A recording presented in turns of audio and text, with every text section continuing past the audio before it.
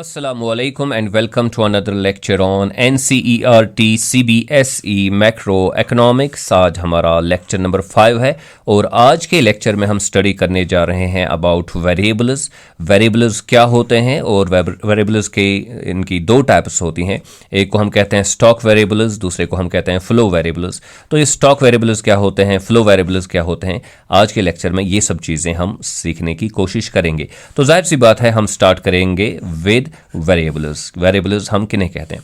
तो वेरिएबल हम कहते हैं कोई भी चीज़ जिसका वैल्यू चेंज हो जाए। ठीक है, कोई भी एंटिटी हो, कोई भी चीज़ हो, कैरेक्टरिस्टिक हो जिसका वैल्यू चेंज हो जाएगा तो उसको हम क्या कहेंगे, उसको हम वेरिएबल कहेंगे। तो फॉर एग्जांपल अगर आपका टीचर क्लासरूम में आप लोगों से ये पूछे कि आपकी पॉकेट मनी कितनी है, तो डिफरेंट जो स्टूडेंट्स होंगे उनके आंसर्स जो होंगे, जो वो डेटा प्रोवाइड करेंगे वो डिफरेंट होगा। यानी कि पॉकेट मनी जो है फ्रॉम स्टूडेंट टू स्टूडेंट ये वेरी करेगी, और चूंकि ये वेरी करेगी, ये डिफरेंट होगी फॉर डिफरेंट स्टूडेंट्स, तो इसलिए इसको हम वेरिएबल कहेंगे क्योंकि इसका वैल्यू जो है from student to student change हो रहा है। इसी तरह अगर आप वेट चेक करेंगे अपने क्लासरूम में स्टूडेंट्स का, उनसे पूछेंगे कि उनका वेट क्या है, तो कोई कहेगा 80 kg, कोई कहेगा 70, किसी का 60 है, किसी का 50 है, या इन बिटवीन काफ़ी सारे वैल्यूज़ हो सकते हैं। तो इसका मतलब ये हुआ कि जो वेट एक कैरेक्टरिस्टिक है, एक फीचर है, एक सिफत है, तो इसका वैल्यू भी चेंज हो रहा है फ्रॉम स्टूडेंट टू स्टूडेंट, इसलिए इसको भी हम वेरिएबल कहेंगे। इसी तरह अगर आप बच्चों से पूछेंगे कि उनके जो एनुअल एग्जाम में उनके कितने मार्क्स आए हैं, कितने मार्क्स उनको मिले हैं, तो जाहिर सी बात है जो मार्क्स होंगे वो भी वेरी कर रहे होंगे फ्रॉम स्टूडेंट टू स्टूडेंट, इसलिए मार्क्स जो है ये भी एक वेरिएबल हमारे लिए बनता है।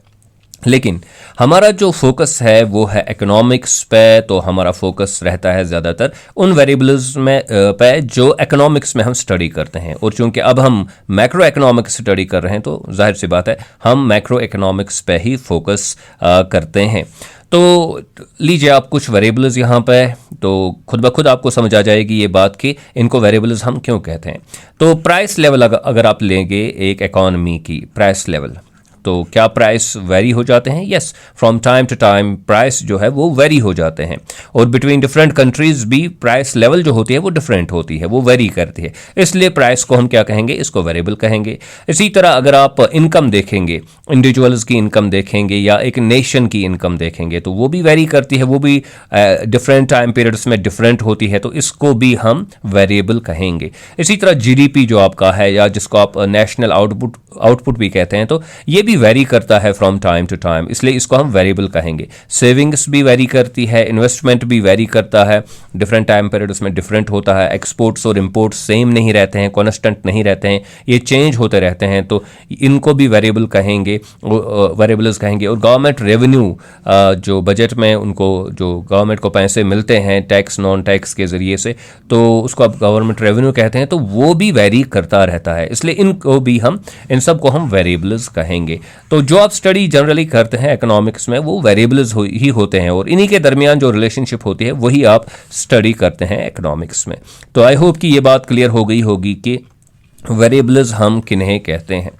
अब आते हैं हम अपने दूसरे टॉपिक पे। अब वेरिएबल्स के दो टाइप्स हैं, एक को हम कहते हैं स्टॉक वेरिएबल्स, दूसरे को हम कहते हैं flow variables. One is stock variable, another is flow variable.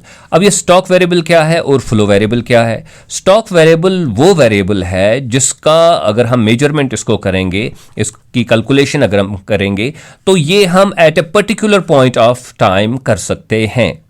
और फ्लो वेरिएबल वो वेरिएबल है अगर हम इसकी मेजरमेंट करना चाहेंगे तो इसको हमने मेजर करना है over a period of time, यानी कि इसमें टाइम पीरियड इन्वॉल्व हो जाता है और इसमें टाइम पीरियड इन्वॉल्व नहीं हो जाता है, ये हम किसी भी वक्त कैलकुलेट कर सकते हैं। अब ये थोड़ा बहुत इसको आपको समझने की ज़रूरत है, तो यहाँ पे हम एक दो एग्जाम्पल्स लेते हैं, उनके ज़रिए से ये बात आपको समझ आ जाएगी कि ये at a point of time का मतलब क्या है और over a period of time का मतलब क्या है, या टाइम पीरियड इन्वॉल्व हो गया तो इसका मतलब क्या है। तो चलिए यहाँ हम देखते हैं। देखिए ये स्टॉक वेरिएबल की एग्जाम्पल हम लेंगे, यहाँ से हम फ्लो वेरिएबल की एग्जाम्पल लेंगे। ये वेल्थ है, वेल्थ एक स्टॉक वेरिएबल है। अब इसका मतलब क्या है, अगर आपको किसी भी वक्त जो है आपसे ये सवाल पूछा जाएगा या किसी से ये सवाल पूछा जाएगा कि उसकी वेल्थ कितनी है, तो वो कैसे इसको कैलकुलेट करेगा। वो सीधा ध्यान लगाएगा कि भाई मेरे पास जो है लैंड कितनी है, मेरे पास जो है बैंक बैलेंस कितनी है, मेरे पास हार्ड कैश कितना है, मेरे पास जो ज्वेलरी वगैरह है वो कितनी है, मेरे पास व्हीकल्स कितने हैं। तो वो सब चीज़ें जो है वो कैलकुलेट करेगा एट दैट टाइम, जो भी उसके पास होगा, at that point of time जो भी उसके पास होगा वो उसको कैलकुलेट करेगा और फिर आपको बताएगा कि उसके पास जो वेल्थ है वो कितनी है। सपोजिंग ये 10 करोड़ है, तो इसको हमने मेजर कैसे किया, स्ट्रेट अवे इसने देखा कि अभी उस वक्त जिस वक्त आपने उससे ये सवाल पूछा उसके पास कितनी दौलत है। मुख्तलिफ जो एलिमेंट्स होते हैं दौलत में, वेल्थ में, तो वो उनको कैलकुलेट करके उसने आपको मेजरमेंट बता दिया।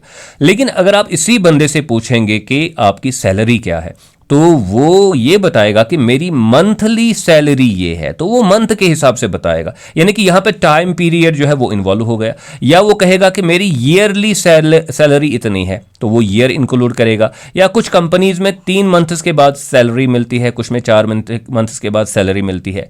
तो इसलिए सैलरी जो है वो क्या बन गया, ये बन गया फ्लो वेरिएबल। क्यों फ्लो वेरिएबल बन गया, क्योंकि यहां पे टाइम पीरियड इन्वॉल्व हो जाता है, ये स्पेसिफिक होता है to a particular time period. लेकिन स्टॉक जो है ये specific to a particular time period तो यहां पे इन्वॉल्व होता ही नहीं है। इसको आप किसी भी पॉइंट ऑफ टाइम जो है कैलकुलेट कर सकते हैं। ये जो फ्लो वेरिएबल्स है इनके साथ ऐसा नहीं है। और एक एग्जांपल हम यहां पे लेते हैं स्टॉक और फ्लो की।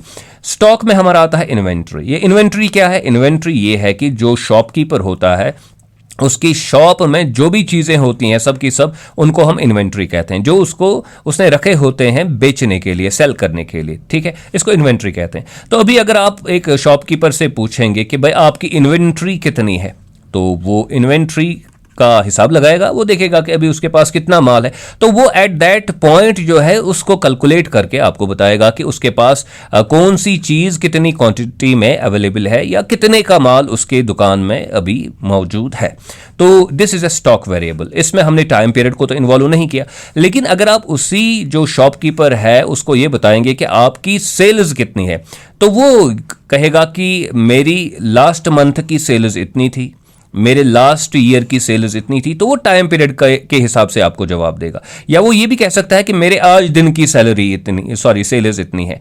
तो सेल्स जो है इसमें एक टाइम पीरियड इन्वॉल्व हो रहा है, लेकिन जो इन्वेंट्री है इसको at a specific point of time जो है वो कैलकुलेट किया जा सकता है। यहां पे टाइम पीरियड की जरूरत नहीं है, यहां पे टाइम पीरियड की जरूरत है। So this is difference between A stock and A flow. Stock needs no time period, it can be calculated at any point of time. Flow is calculated with reference to a time period. तो चलिए अब हम कुछ examples यहाँ पे लेते हैं, पहले फ्लो वेरिएबल्स की, फिर हम जो है स्टॉक वेरिएबल्स की एग्जाम्पल्स लेते हैं।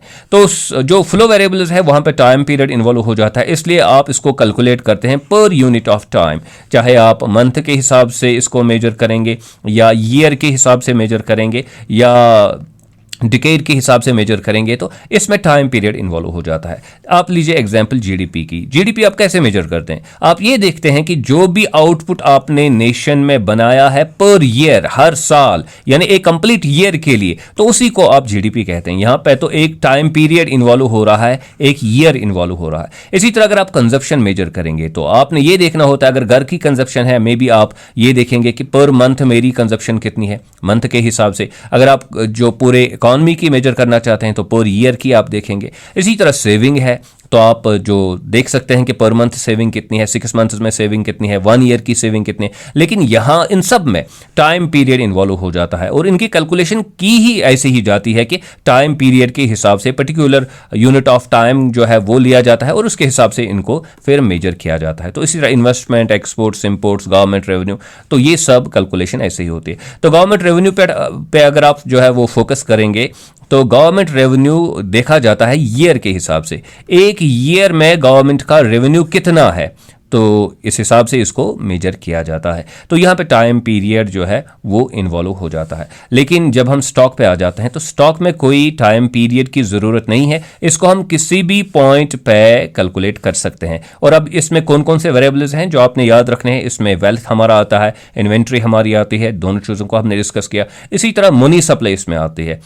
अगर आप कहेंगे कि मनी सप्लाई कितनी है, इसको ईयर के हिसाब से, मंथ के हिसाब से मेजर नहीं करते हैं। स्ट्रेट अवे आप देखेंगे कि इस वक्त जो मनी है मार्केट में वो कितनी है, तो वो मनी सप्लाई आपका बन जाता है। लेबर सप्लाई जो है उसको भी ऐसे ही मेजर किया जाता है, टोटल एम्प्लॉयमेंट को ऐसे मेजर किया जाता है, और कैपिटल हमारे मुल्क में मशीनरी कितनी है उसको भी ऐसे ही मेजर किया जाता है। तो ये है about stock variables. So there are two types of variables. One is stock variable and another is flow variable. और हमने बात की आज वेरिएबल क्या होते हैं और स्टॉक और फ्लो वेरिएबल्स में क्या डिफरेंस है। होप आपने ये लेक्चर अच्छे से समझा होगा। Do subscribe to my YouTube channel Earnest economics. Thank you very much.